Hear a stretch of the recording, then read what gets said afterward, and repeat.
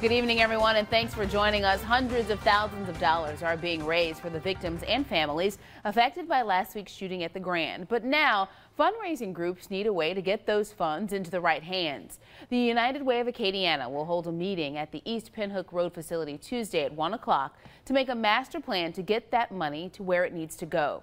It's open to any person, group, or business raising money for the victims. Our Valerie Ponsetti has more on why the United Way leaders say United is the way to go.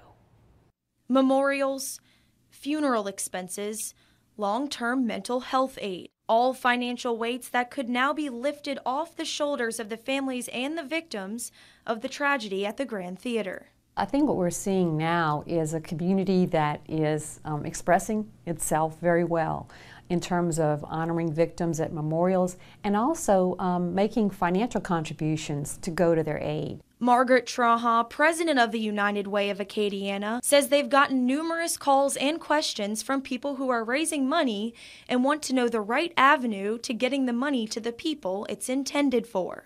What are those steps that we need to take to ensure that the monies that have been contributed are maximized for impact for those families and the victims? How do we ensure that the right kind of help gets to those folks in the right amount of time? Directors here at the United Way estimate they've already raised more than $150,000, and Tuesday's meeting will be a chance to decide how to keep raising those funds and get them out to the right people.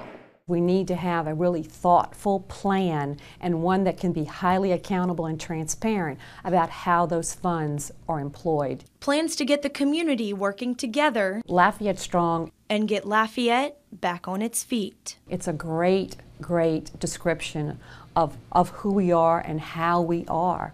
But I think we are stronger together than we are apart.